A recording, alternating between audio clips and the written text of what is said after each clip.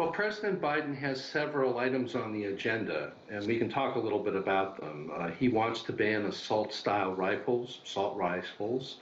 He wants to ban high-capacity drums or magazines.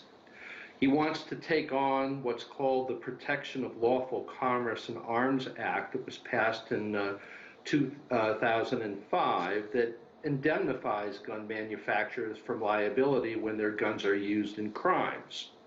I've read that he wants to create an aid position to monitor and oversight the progress of gun policy. And he has at his fingertips the prospect of issuing executive orders to limit the public's ability to purchase guns. Under the Obama administration as vice president, he helped in terms of funding mental health initiatives and worked to limit gun show purchase loopholes under the National Firearms Act. And what he also wants to do is to further regulate the ownership, to restrict and tighten regulations as regards to those that have access or have purchased automatic weapons, silencers, and other especially lethal weapons or weapon systems. Okay, so this is clearly important to President Biden. He's been involved in this as Senator Biden, going back to the Brady Act. Clearly this is very much at the top of his agenda again, but why will he succeed where others have failed? This is not a new issue in Washington. Well, this isn't clear.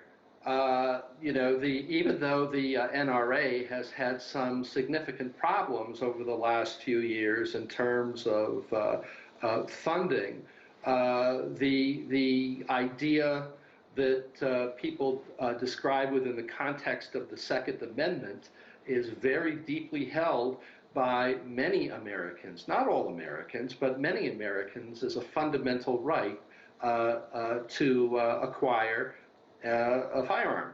And they've come out and said Joe Biden's coming for your guns. The NRA said he's going to be the worst president in American history on gun rights. Are they right? Well, I don't believe that they're right. But this type of political vitriol in terms of casting President Biden as a villain who's going to confiscate all guns is erroneous. He's not interested in confiscating guns that are used for target practice, for hunting, but he's interested in, for the better of society, to restrict those guns that have no useful purpose in terms of hunting or target shooting or whatnot. And AR-15 style assault rifles clearly fall under that designation, as do silencers and mass capacity drums and magazines. So Richard, gun violence and school shootings aren't uniquely American, but they are ubiquitous in this country. So for our foreign audience, why? Why is there such prevalence here? Well, there's a great access in terms of gun availability to those not only at gun shows, if they meet certain very basic criteria, but in the black market. And it is not difficult to acquire a cheap handgun, for example, a so-called Saturday Night Special, which was looked at very carefully and scrutinized in terms of bans after Robert Kennedy's assassination back in 1968.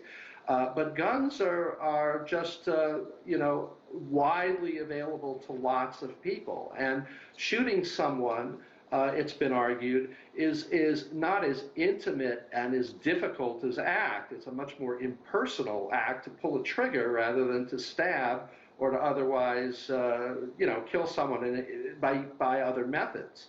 So that there's a psychological dimension, there's the proliferation of guns that are available to people.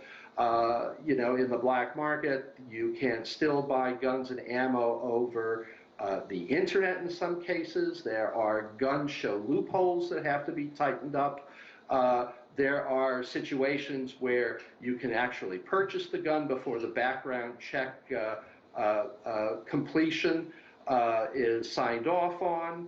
So there are many loopholes that can be tightened in terms of reducing the access to weapons, but this comes down to a fundamental philosophical difference between pro-gun advocates who believe that this is an intrinsic part of their rights as guaranteed under the Constitution, and those who feel differently.